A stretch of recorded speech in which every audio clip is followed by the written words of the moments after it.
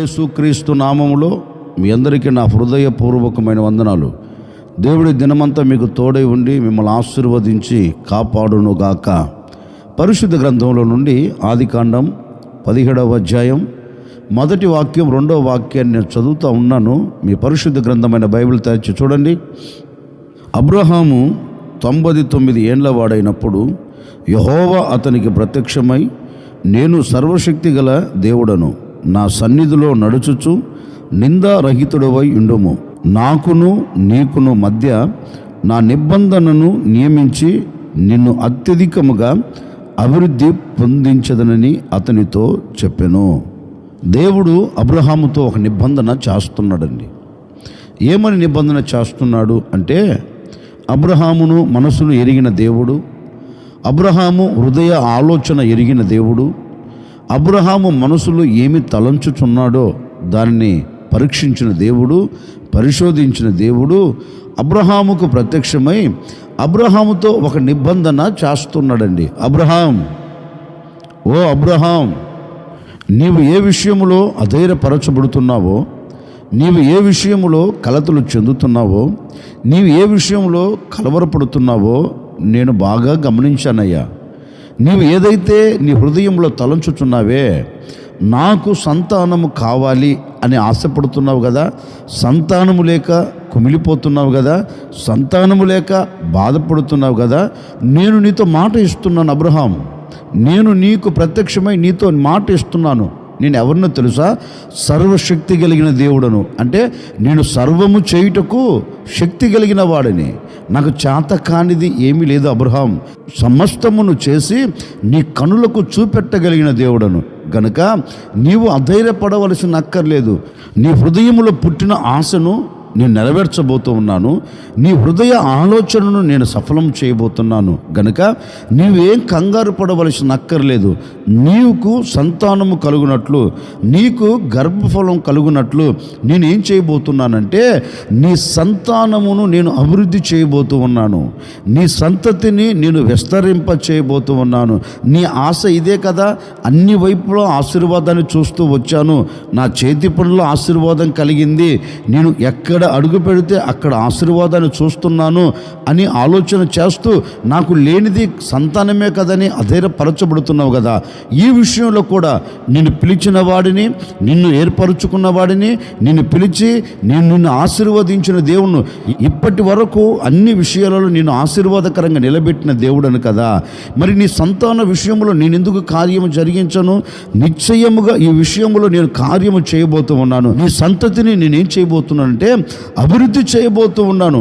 నేను నిన్ను అభివృద్ధి చేసి గొప్ప జనముగా నేను చేయబోతూ ఉన్నాను గనుక నీవు ధైర్యము తెచ్చుకో అని అబ్రహాముకు ప్రత్యక్షమై దేవుడు అబ్రహాముతో మాట్లాడి, దేవుడు అతనిని అభివృద్ధి చేసినట్లుగా, అతని సంతతిని అభివృద్ధి పరిచినట్లుగా పరిశుద్ధ గ్రంథంలో చక్కగా రాయబడిందండి. ఒక సేవకుడిగా ఈ ఉదయకాల సమయంలో నేను కూడా మీతో చెప్పాలనుకున్న మాట ఏంటంటే, గడిచిన దినాలు అభివృద్ధి లేక అలాగే సతికిలపడి కూర్చున్నామేమో నాకు తెలియదండి. ఈ ఉదయకాల సమయంలో నా ప్రభు చెప్తున్నారు, నిశ్చయముగా అబ్రహాముతో నిబంధన చేసిన దేవుడు ఈ ఉదయకాల సమయంలో నీతో కూడా నిబంధన చేస్తున్నాడు. అబ్రహాముకు మాట ఇచ్చిన దేవుడు ఈ ఉదయకాల సమయంలో నీతో కూడా మాట ఇస్తున్నాడు. నిశ్చయముగా అబ్రహామును అభివృద్ధి పరిచిన దేవుడే నిన్ను అభివృద్ధి పరచబోతూ ఉన్నాడు. అబ్రహామును విస్తరింప చేసిన దేవుడే నిన్ను విస్తరింప చేయబోతూ ఉన్నాడు. అబ్రహామును దీవెనకరంగా నిలబెట్టిన దేవుడే నిన్ను దీవెనకరంగా నిలబెట్టబోతూ ఉన్నాడు. ఈ క్షణము నుండి నిన్ను, నీ కుటుంబాన్ని, నీకు కలిగిన సమస్తమును నా దేవుడు అభివృద్ధి పరచునుగాక. నా దేవుడు అభివృద్ధి బాటలో మిమ్మల్ని నడిపించునుగాక. దినదినము క్షణక్షణము మీరు అభివృద్ధి పొంది ఆశీర్వాదకరంగా నిలిచి ఉందురుగాక. అందుకే దేవుడు అంటారు, అబ్రహాము, నేను నీతో ఒక నిబంధన చేస్తున్నాను. ఆ నిబంధన ఏ నిబంధన అంటే, నేను నిన్ను అత్యధికముగా అభివృద్ధి చేయబోతున్నా, నేను నిన్ను అభివృద్ధి చేయబోతున్నాను అని దేవుడు అతనితో మాట ఇచ్చి అతనిని అభివృద్ధి చేశాడు. మనము ఎప్పుడు అభివృద్ధి పొందుతాం? యోబు గ్రంథం 22వ అధ్యాయం 23వ వాక్యాన్ని నేను చదువుతాను. మీ పరిశుద్ధ గ్రంథమైన బైబిల్ తెరిచి చూడండి. సర్వశక్తుని వైపు నీవు తిరిగిన ఎడల, నీ గుడారములో నుండి దుర్మార్గమును దూరముగా తొలగించిన ఎడల నీవు అభివృద్ధి పొందెదవు. యోబు గ్రంథకర్త తన గ్రంథంలో ఒక శ్రేష్టమైన మాట రాస్తున్నారు. ఒక వ్యక్తి ఎప్పుడు అభివృద్ధి పొందుతాడో, ఒక వ్యక్తి ఎప్పుడు ఆశీర్వాదానికి నాంది పలుకుతాడో, ఒక వ్యక్తి అభివృద్ధి కలిగిన బాటలో ఎప్పుడు నిలిచి ఉంటాడో వాక్యం చక్కగా చెప్తుంది. ఏమంటారు? ఒక వ్యక్తి అభివృద్ధి పొందాలి అంటే ఆ వ్యక్తి సర్వశక్తిని వైపు తిరగాలంటండి. అంటే మనిషిని సృష్టించిన సృష్టికర్త వైపు తిరగాలి. తిరిగిన ఆ వ్యక్తి ఏం చేయాలి అంటే తన గుడారములో ఉన్న దుర్మార్గతను దూరముగా తొలగించిన ఎడల వాక్యం ఉంటుంది, అతడు అభివృద్ధి చెందుతాడట, అతడు అభివృద్ధి పొందుతాడంటండి. అంటే దుర్మార్గత ఏ గుడారములో అయితే ఉంటుందో, పాపం ఏ గుడారములో అయితే ఉంటుందో ఆ గుడారం అభివృద్ధి పొందలేదండి, అభివృద్ధి పొందలేదు. ఈ ఉదయకాల సమయంలో నేను కూడా మీకు చెప్పాలనుకున్న మాట ఏంటంటే, నిజమే చాలామంది నోట వచ్చే మాట ఏంటో తెలుసా? అయ్యా, ప్రయాసపడుతున్నాం, కష్టపడుతున్నాం, చెమటను కారుస్తూ ఉన్నాం, రక్తమంతా ఆవిరి చేస్తున్నాం, కానీ ఎంత ప్రయాసపడినా ఎంత కష్టపడినా మా బ్రతుకుల్లో ఒక అభివృద్ధి లేదయ్యా, మా బ్రతుకుల్లో ఒక ఆశీర్వాదం లేదయ్యా. మా బ్రతుకంతా ఎలా ఉంది అంటే ఎంత కష్టపడినా ఎంత ప్రయాసపడినా ప్రతి ప్రయాస ప్రతి కష్టం ఏ విధంగా మలచబడుతుందంటే చినిగిపోయిన సంచులో వేసినట్లుగా అయిపోతుందయ్యా, బూడిదల పోసిన పన్నీరు వలె మార్చబడుతుందయ్యా. ఎంతన్నా ప్రయాసపడని, ఎంతన్నా కష్టపడని, ఇంటి ఇళ్ల పాదంతా కష్టపడుతున్నాం, ఇల్లంతా ఏకమై ఎంత కష్టపడినా, ఇంట్లో ఉన్న 10 మంది ఎన్ని పనులు చేస్తున్నా కానీ అభివృద్ధి మాత్రం కలగట్లేదయ్యా. ఎంత సంపాదించినా ఇటు సంపాదిస్తున్నాం, వచ్చినది ఎటు వెళ్ళిపోతుందో అర్థం కాక మేమందరం అయోమయంలో పడిపోతున్నామయ్యా, ఏమి చేయాలో అర్థం కావట్లేదు అని చెప్పేవారు కోకొలలుగా ఉన్నారండి. ఎంతమంది కుటుంబంలో ఉండి ప్రయాసపడుతున్నా ఆ కుటుంబం అభివృద్ధి చెందక కన్నీరు కార్చే కుటుంబాలు చాలా ఉన్నాయండి. ఎందుకంటారు? ఎంతమంది ప్రయాసపడుతున్నా, ఎంతమంది కష్టపడుతున్నా, ఎంతమంది రక్తం ఆవిరి చేస్తున్నప్పటికీ ఎందుకు అభివృద్ధి లేదు, ఎందుకు దీవెన లేదు, ఎందుకు ఆశీర్వాదం లేదంటే పరిశుద్ధ గ్రంథం చెప్పకన్నా చెబుతుందండి. ఆ గుడారములో ఆ కుటుంబంలో దుర్మార్గత అంటే పాపం నిలిచి ఉండినందువలన ఎంత ప్రయాసపడుతున్నా ఎంత కష్టపడుతున్నా ప్రతి ప్రయాస ఏమైపోతుందంటే కనుమరుగైపోతుంది. కారణం ఏంటి? పాపం నిలిచి ఉంది, దుర్మార్గత నిలిచి ఉంది. అందుకే ఆ కుటుంబం అభివృద్ధి కలగట్లేదు, అందుకే ఆ కుటుంబానికి అభివృద్ధి లేదు. అభివృద్ధి చెందవలసిన కుటుంబాలు, అభివృద్ధికరంగా నిలబడవలసిన కుటుంబాలు ఎందుకు అభివృద్ధి కలిగిన బాటలో నిలిచి ఉండటం లేదంటే వాక్యము చెబుతుందండి, గుడారములో పాపం నిలిచి ఉంది. ఆ పాపం నిలిచిపోయినందువలన ఆ కుటుంబాలకు ఆశీర్వాదం కలగట్లేదు. మరి ఈ ఉదయకాల సమయంలో నువ్వు గ్రహించవలసినది, ఇంతకాలం కష్టపడుతూ వచ్చావు కదా, ఇంతకాలం ప్రయాసపడుతూ వచ్చావు కదా, ఇంతకాలం చెమటను కారుస్తూ వచ్చావు కదా, కార్చిన చెమటకు ఏమైనా ప్రతిఫలం ఉందా? కష్టపడిన కష్టానికి ఏమైనా ప్రతిఫలం ఉందా? ఎంత ప్రయాసపడ్డావు, ప్రయాసకు తగిన ప్రతిఫలం నీవు అనుభవించగలుగుతున్నావా అంటే అనుభవించలేకపోతున్నావండి. అనుభవించవలసిన నీ కుటుంబాలు, అనుభవించవలసిన నీ పిల్లలు అనుభవించక నీ కుటుంబం అంతా శాపమును మూటగట్టుకొని శాపములో నిలిచిపోయి ఈనాటి వరకు కన్నీరు కారుస్తూ ఉన్నదేమో నాకు తెలియదండి. ఈ ఉదయకాల సమయంలో నీ మనసు వికసించబడినదై, నీ మనోనేత్రాలు తెరవబడిన దానవై, తెరవబడిన వాడవై, ఈ రోజున నీ గుడారంలో దేవునికి ఇష్టము కానిది ఏది ఉందో, దేవుడు నచ్చనిది ఏమి ఉందో, దేవుడు ద్వేషించేది ఏమి ఉందో దానిని నీవు దూరం చేసుకుంటే నిశ్చయముగా నా ప్రభువు అనే యేసుక్రీస్తు నిన్ను అభివృద్ధి పరచబోతూ ఉన్నాడు. నిన్ను నా దేవుడు విస్తరింప చేయబోతూ ఉన్నాడు. నీ గుడారములో గూడు కట్టుకొని ఉన్న ప్రతి పాపమును నీవు తీసివేసుకుంటే, నీ గుడారములో గూడు కట్టుకొని ఉన్న ప్రతి దుర్మార్గతను దూరము చేసుకుంటే నిశ్చయముగా నా ప్రభు నిన్ను అభివృద్ధిలోనికి తీసుకుని రాబోతూ ఉన్నాడు. నా ప్రభు నిన్ను ఆశీర్వాదకరంగా నిలబెట్టబోతూ ఉన్నాడు. ఈనాటి వరకు అభివృద్ధి లేని నీ కుటుంబానికి, అభివృద్ధి చెందని నీ వ్యక్తిగత జీవితానికి నా దేవుడు అభివృద్ధిని కలగ చేయబోతూ ఉన్నాడు. ఎప్పుడు అంటే నీ గుడారములో ఉన్నదే దుర్మార్గత.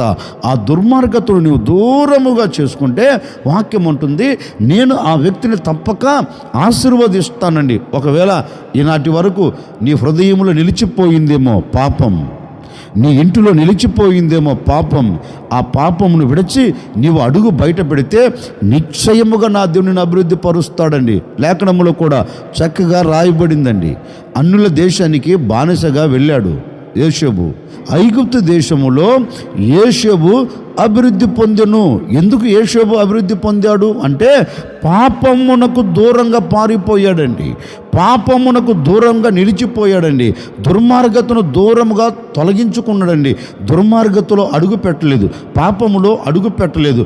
అందుకే యోసేపు పవిత్రతను కోరుకున్నాడు గనుకనే, యోసేపు పరిశుద్ధతను కోరుకున్నాడు గనుకనే ఐగుప్తు దేశములో దేవుడు అతనిని అభివృద్ధి పరుచాడు, ఆశీర్వాదకరంగా నిలబెట్టాడు. అందుకే ఏబు గ్రంథకర్త కూడా అంటాడండి, ఏ వ్యక్తి అయితే తన గుడారములో నుండి దుర్మార్గతను దూరం చేసుకుంటాడో ఆ వ్యక్తి తప్పక అభివృద్ధి పొందుతాడు. యోసేపు జీవితాన్ని మనం ఒక్కసారి పరీక్షిస్తే యోసేపు జీవితం కూడా అలాగ ఉంటుందండి. అంటే పాపానికి దూరముగా నిలిచిపోయినందువలన యోసేపు ఐగుప్తు దేశంలో అభివృద్ధి పొందెను.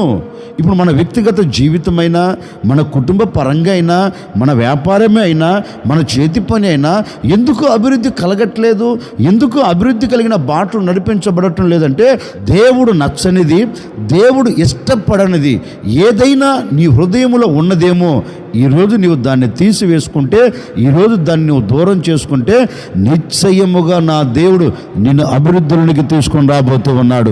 నిశ్చయముగా నీ పాపమును కొట్టివేసి, నీ పాపమును తుడిచివేసి, నిన్ను పవిత్రునిగా మార్చి నేను అభివృద్ధి చేయునుగాక.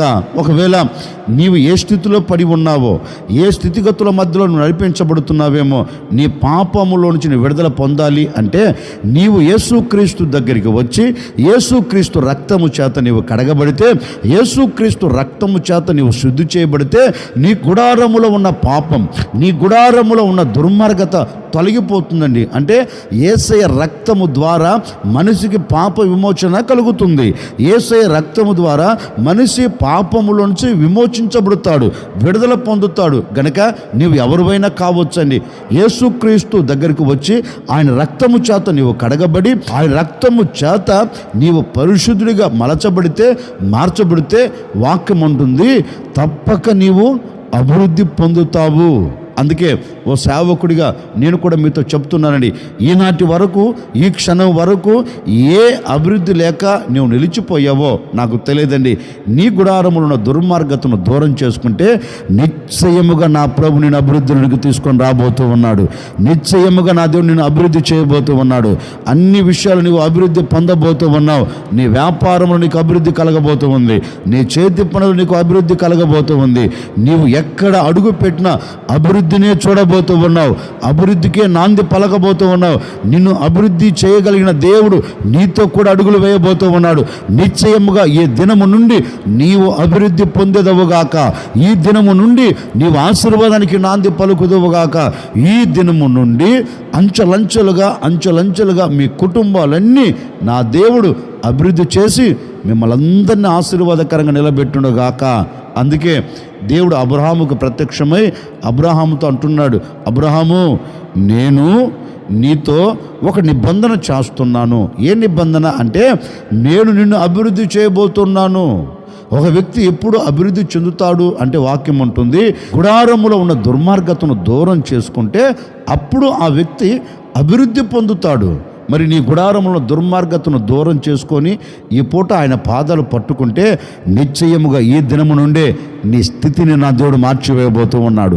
నీ స్థితిగతులను నా దేవుడు మార్చివేయబోతూ ఉన్నాడు.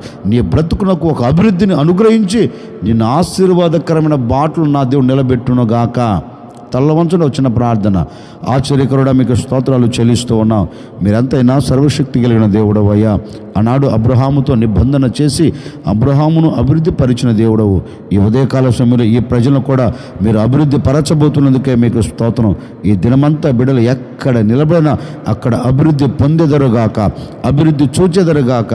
అట్టి కార్యం బిడ్డల పట్ల మీరు జరిగించి సాక్షిగా నిలుపుకొని ఘనమైన నామమునకు మహిమ తెచ్చుకోమని యేసు నామములు అడిగి వేడుకొనుచున్నాము తండ్రి, ఆమెన్. ఈ దినమంతా నా ప్రభు మీకు తోడై ఉండి అన్ని విషయాల్లో మిమ్మల్ని అభివృద్ధి చేసి మిమ్మల్ని విస్తరింప చేయునుగాక.